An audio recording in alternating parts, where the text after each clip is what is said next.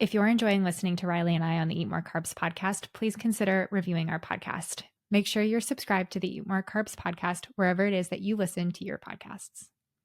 This is the Eat More Carbs podcast.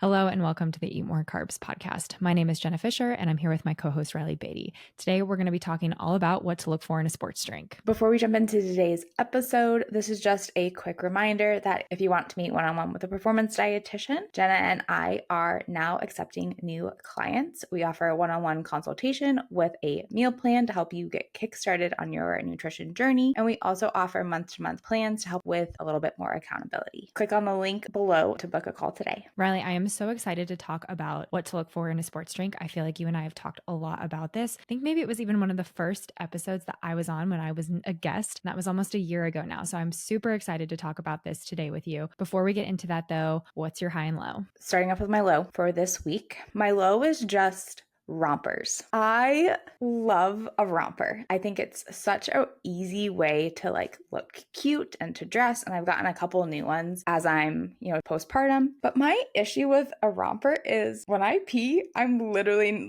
feel like I'm naked and I need some help here because it's 2024 and I feel like we need to figure this out. Okay, not a romper, but the Lululemon, I know you've talked about their Align line before and how that was great for you during pregnancy. They came out with an Align dress that has the bike shorts underneath so you can be active and do all the things, but the shorts are split so that way you can just pull the shorts down, sit down and use the restroom and stand back up, pull the shorts up, and the dress stays on the top half of your body so you're not sitting there awkwardly naked on the toilet. This was not my high, but that might be my high for the week because that is literally amazing because I want a cute active outfit that I can maybe get a little sweaty in because it's about to be summer, but I didn't want to be naked when I'm peeing. So that's amazing. Check it out. It's pricey like all of their things, but it might be worth the investment. You're amazing. Thank you. My high for the week is this morning, I actually went on a long run for me for right now, which I'm really excited about. It was the fastest I have run and the longest I have run since finding out that I was pregnant with Charlie a year ago. So it's really nice to be back to running. I'm not anywhere close to where I want to be, but it just was really great to see some progress with my runs. She's a runner. Marathon in 8 months? You got this. I remember when we used to run together in Las Vegas when we were interns at UNLV, and you kicked my butt when we ran all the way out to the Hoover Dam that one day. So I have no doubt that you'll be back to full speed in no time. I forgot about that. That was fun. I will share my high and low. My low, as I have shared before many a times, my dog George and I walk to the end of our street during the day just to get a little bit of movement. It's good for both of us. We get some sunshine. He gets to use the restroom. The street that we walk to is a little bit more trafficked, and a lot of times there's kids that are picked up, dropped off for school bus, school, carpool, stuff like that along that road. Things happen, and there happens to be a banana half eaten on the road that we walk on. And George, my sweet dog, loves bananas. And I don't know where this banana has been or who has enjoyed the other half of this banana, but I don't think I want George to eat the remaining sidewalk banana. And let me tell you, George went absolutely bananas when he saw a banana on the ground, which food is really exciting for a golden retriever. So he's very excited about the sidewalk banana. Get him back inside. George has been whining to go outside about every 30 minutes because he wants to go and attempt to retrieve said sidewalk banana. So if you hear whining in the background, it's because George has yet again, in an attempt to eat the sidewalk banana, come back and decided that he wants to ask to go outside again. So it's hard because, he's trained to ask to go outside, and that's a great thing that he does really, really well. He lets me know when he wants to go out, but I don't want him to eat the sidewalk banana. So I'm stuck in this pattern of wanting to let him go outside. So I'm trying to come up with other ways that we can still go out and just avoid the banana. So I might have to go and just clean it up. That might be the easiest option. And then he would go out there and see it's not there and he'd get over it. But George and the sidewalk banana, that's my low. He's taking the Eat More Carbs slogan to heart, which I like that though. My high, this is going to sound a little unusual, but for me, peanut butter M&Ms are an elite candy. I love peanut butter M&Ms. The other day, I heard that there were mini peanut butter M&Ms, and I love the mini M&Ms. I don't know why. Maybe it's because they're like funner to eat, but I heard that they made peanut butter M&Ms like that. And I was like, I'm never going to be able to find these. And lo and behold, we were walking through the grocery store and I found mini peanut butter M&Ms. And let me just say, elite. Like oh my gosh, they're so good. They're so good. You are full of great news today, like of amazing news. From the Align dress to mini peanut butter M&Ms. That's it. That's a wrap. We're done for the day. We're done. That's the podcast. Okay, but actually, you might need to know a little bit more about hydration, especially if you are in a warmer climate. Reilly and I both live where it gets extremely hot during the summertime, but we're also training for marathons. So we need to be very cognizant of staying hydrated. We get a lot of questions about hydration, especially when people are like, how much should I be drinking like the day of my soccer game, swim meet, whatever it is? And truthfully, hydration goes beyond just one single moment in time. And you talk about hydration all the time, but I'd love to kind of talk a little bit more specifically about sports drinks because we've had multiple conversations with both clients and one another recently about sports drinks. So what's the importance of hydration, just to kind of begin with? Hydration is so important for athletic performance, but then also just for overall health. And yes, we talk about, hydration all the time as it pertains to athletic performance, but when we look at like health outcomes as well, having enough fluid, being properly hydrated is so important. I mean, it's so important to help make sure that we're maintaining body heat, cognitive function, and even like skin, hair, health, all of those,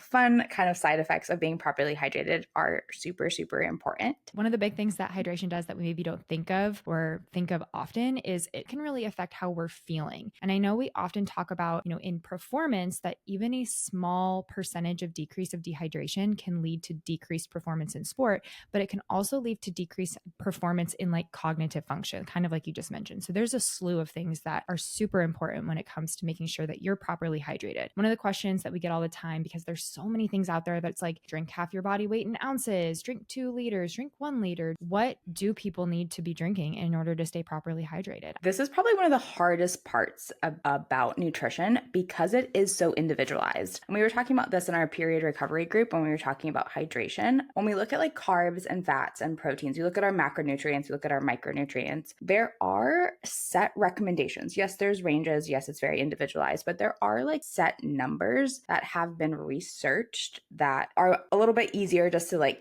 say like a range. But with hydration, all of the papers talk about, okay, it's like so individualized. You have to, individualize it to the athlete. Yes, you have to drink to thirst, but, especially for athletes, there's a lot of times that you need to do planned hydration as well. So it is very, very individualized. I do think an easy guideline to kind of start off with though, is if you are a female athlete, about 3 liters per day of fluids. And for male athletes, about 4 liters of fluid per day, just because of the general size difference and also the muscle mass difference between female and male athletes. So now we have a great starting point for female and male athletes with how much hydration that we need. Can we consume that all at a single point in time, or is it better to space that out? Please space that out. Please, please, please space that out. I think one of the biggest mistakes that I see athletes make is really focusing on their hydration only during training. So we're seeing those athletes who are like, oh my gosh, I haven't drinking any water today. And then they chug a bottle of water and then they're shocked when they have to pee during training or when they have a headache during training because they've overwhelmed their, homeostasis, their body's balance when it comes to fluid. So please drink consistently throughout the day. If you're chugging a bottle of water at one time, just going to go in and out.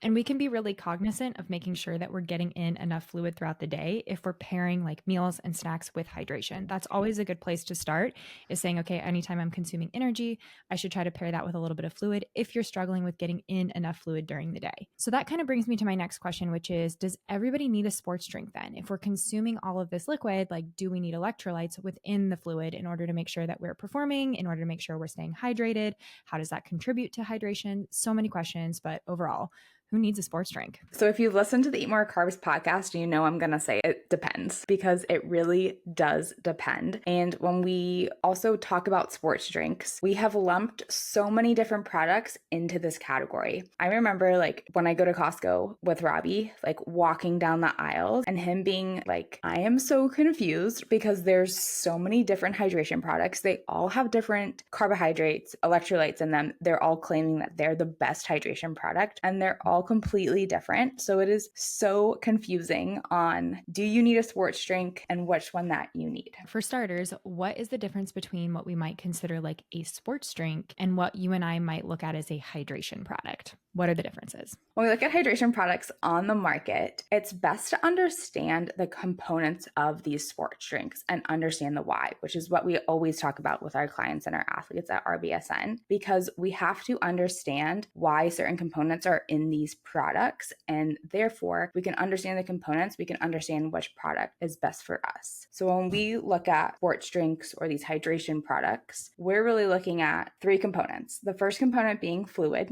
the second component being electrolytes. So what electrolytes are actually present in these products. And then the third one is carbohydrates or sugar. How much carbohydrate, how much sugar is in these products. Obviously, fluids is the most obvious one because consuming any type of fluid is going to help with your rehydration, except for alcohol. When we're looking at a product like water, that is going to be a rehydrating product because it contains fluids. It's not going to contain any carbohydrate, it's not going to contain any electrolyte, but it is going to be fluid, so it's going to help replenish fluids. Same thing for products like Crystal Light or any of these powders that maybe we're mixing with water. Yes, the powder itself is not water or fluid, but it's helping you replenish the fluid that you lost during training, or it's helping you just meet your hydration goal throughout the day. So something like a True Lemon or a Crystal Light contributing the fluid, but maybe not the electrolytes or the carbohydrates. When it comes to the electrolyte, I think this is a common misconception. One of the ones that you talk about most often and being the most important, especially for those who are performing in sport, is sodium and not necessarily some of the other ones that are advertised. Can you share about why that is? When we look at athletes' sweat rate, the electrolyte that athletes lose the most of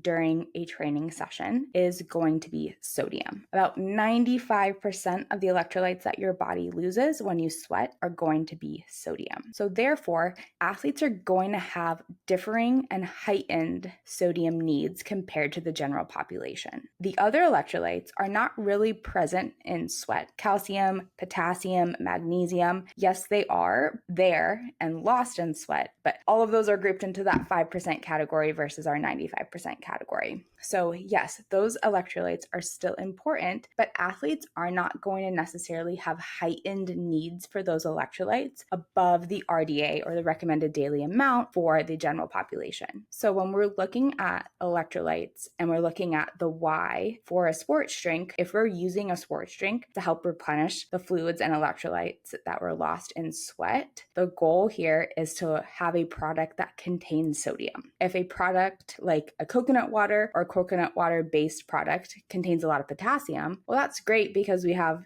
potassium needs just as a general person, but that's not going to help replenish the electrolytes that were lost in sweat because you're an athlete. So interesting to hear that because I feel like so many of the hydration products on the market are promoting how much potassium their product has. And I think that might have a lot to do with that we associate potassium with cramping, but the one that we're losing in sweat, the one that we do need to replenish beyond because we have lost it, is that sodium. How does the carbohydrate then factor in? What's the purpose of it? Why is it important? Carbohydrates are going to be our main fuel source for high intensity work. We have limited carbohydrate stores on our body. So having a product like a liquid energy product that can provide carbohydrate can help replenish the glycogen that is lost during training. But having some carbohydrate or some sugar in a product is also going to help increase the rate of absorption for the sodium. So not only are you going to be replenishing that glycogen or that stored carbohydrate, but you're going to be replenishing your electrolytes faster. That's what like a liquid IV is promoting when they talk about their special cellular transport technology. It's basically there's carbohydrate and there's sodium both in that powder. Nothing new or fancy in science, but maybe new to the marketing department as far as how can we market this really cool thing that we know about from a scientific standpoint by adding carbohydrates or sugar along with sodium to help you rehydrate faster. Super cool and super interesting when we think about products like that. I have a lot of people that I work with that are trying to incorporate both carbohydrates and sodium post-exercise if they're exercising inappropriate for some type of a sports drink. And if you're not so much loving some of the really sweet sports products out there, you can always combine something that's salty with something that's sweet. That's a food product if you tolerate it really well. Or, we talk a lot about sports drinks being one that are incredibly beneficial. But if you're tolerating food well and you want to incorporate that instead of a sports drink, is that okay to do too? Of course, we love food here. So now that we've kind of established a great base for what to look for in a sports drink, I feel like there are so many out there that are maybe a little bit misleading with their advertising or how to pick them or things like that. So some of the ones that I want to ask about today specifically, because we've had questions about them recently, are Gatorade, Element, and then Prime, because those three are ones that we get asked a lot about. So break those down for us. Like, what are the components of each of those? And do we need to incorporate them? I'm going to start off with Prime because that's, I feel like, the newest one on the market. And we've been talking a lot about Prime. When we look at Prime and we use our formula with fluid, electrolytes, and carbohydrates, we can start off with, yes, Prime is a fluid. It's going to help replenish any fluid that was lost and also can help somebody, drink more water or more fluid throughout the day. So I do think it's a great lifestyle product from that fluid perspective. When we look at the electrolytes, because Prime does market itself as a electrolyte product, as something to help rehydrate, the electrolyte that's going to be most present in Prime is going to be potassium. Kind of circling back, is this going to help replenish the electrolytes that were lost in sweat? Not really. It has minimal sodium in it, but the reason that Prime contains a lot of potassium. We see a couple other products like Body Armor contain a lot of potassium. That's because most of the general population in the United States do not meet the recommended daily amount of potassium that they need in the diet. So a lot of these products have, marketed to kind of change that by having a potassium heavy drink. So in Prime, we have potassium and we have fluid. We don't have a lot of sodium in Prime. I had a bunch of kids that lived in my neighborhood in Ohio that loved to drink Prime just to have as a beverage to carry around with them. They thought it was cool, thought they were fun. So for them, it might be an appropriate product because we're not adding any additional sodium to their diet. We're adding fluid to maybe a population that's having a harder time drinking because maybe kids don't love water. But from a sports perspective, maybe not something we should gravitate towards because it doesn't have something that's going to actually rehydrate if we have been sweating. Yes. And it also doesn't have a lot of carbohydrate or sugar in it as well. And again, that kind of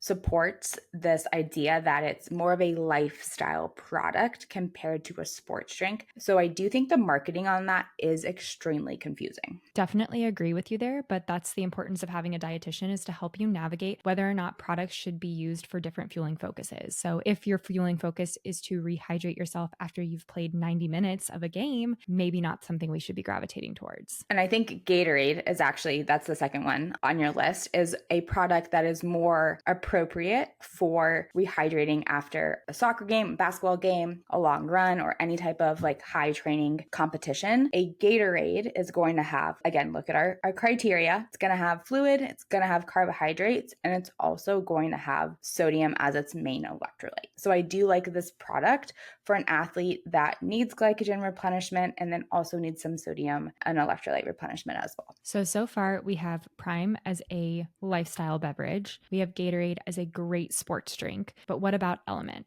Where does that fall?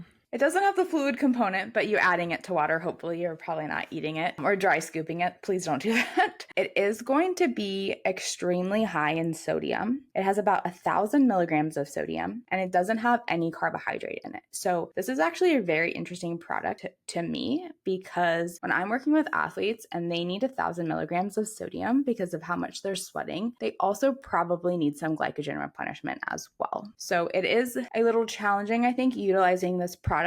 If you need 1,000 milligrams of sodium, you need carbohydrate as well. So is that you're putting an element into a carbohydrate-based sports drink, maybe adding it to a Gatorade or a Powerade because there's carbohydrate there. There's not obviously as much sodium in a Gatorade compared to the element. I don't know if it's a great standalone product because of that function. I've seen a lot of runners utilize it because sometimes carbohydrates can affect their stomach. But if you need 1,000 milligrams of sodium, you're going to need carbohydrates with that as well.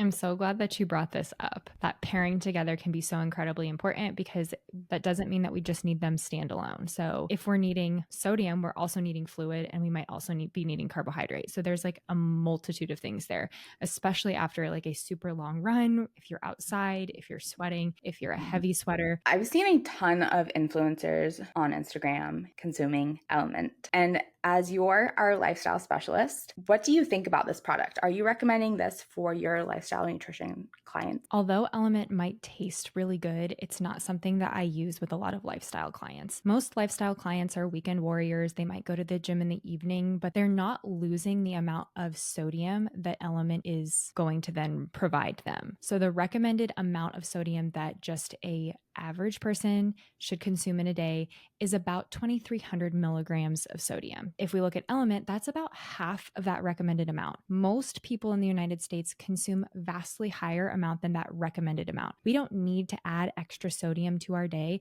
if we're consuming food throughout the day, as most of the people that I am working with are consuming food. We get salt from the foods that we eat, so we don't necessarily need that much additional salt in a day, especially if we aren't exercising to the point where we are losing that amount of sodium. Most of the people that I work with might go to a workout class or something like that, and even that, they're probably not losing that much sodium that would then warrant the need for 1,000 milligrams of sodium. It's a lot of sodium, and for most of us, we don't need it unless we have some type of a condition in which we need additional salt in our day. I feel like there's just been such a focus on consuming a product like that because it doesn't contain any sugar. But again, we look at our criteria. Carbohydrate is something that we want in a product, especially like a sport product that is appropriate for that amount of sodium. I have a client I was actually talking to just yesterday, and we were talking about how water's feeling a little bit boring. She's not feeling like she's doing a great job hydrating. So we were coming up with different ways to make sure she was still getting in liquid and still staying hydrated. So we talked about things like tea. She's not really someone who loves like super sweet things. So we were talking about other ways that we could incorporate fun flavors to her liquid that helped her consume higher amounts of liquid so she wasn't getting dehydrated through her long days at work. So things like that are things that we can work on when we're thinking about more of a lifestyle approach to hydration versus making sure that we're replacing those electrolytes. For someone who might be marathon training, like you might use an Element during your marathon training, but you've probably also paired it with some type of a carbohydrate, just like you said. So again, we have different fueling focuses. These things can be used in different ways. We don't need to just consume them because our favorite influencer has a discount code. And this just kind of circles back to what we talked about in the beginning on this. It really just depends. And it is really confusing as a consumer because there's all these hydration products that are claiming to do the same things, but they're so different. And that's why we really do recommend figuring out the why and using those three kind of categories to see which product is right for you. Unfortunately, we don't have 3 hours to talk about different scenarios when it comes to fluid and hydration. Any final thoughts on sports drinks, Reilly? Just as a reminder to, reach out to us either on the Eat More Carbs page or on Instagrams or send us a message because, again, this is so individualized and we are here to help you and support you on your journey. We always want to be a resource when it comes to fueling and for hydration as well. So just like Reilly said, please always reach out to us. We're happy to talk through any different scenario that you might be going through. Thank you so much for listening to this episode of the Eat More Carbs podcast. When it comes to finding the sports drink that's right for you, make sure you're checking out the food label and looking for fluid, electrolytes, and carbohydrates. If you have questions for Reilly and I, you can always find us on Instagram. We're at the Eat More Carbs podcast, or you can just leave them below this podcast. You can find Reilly on Instagram at reilly.beatty.nutrition, and you can find me at jenna.fisher.nutrition. Thank you again for listening. Please make sure you rate, subscribe, and review. And as always, remember to eat more carbs.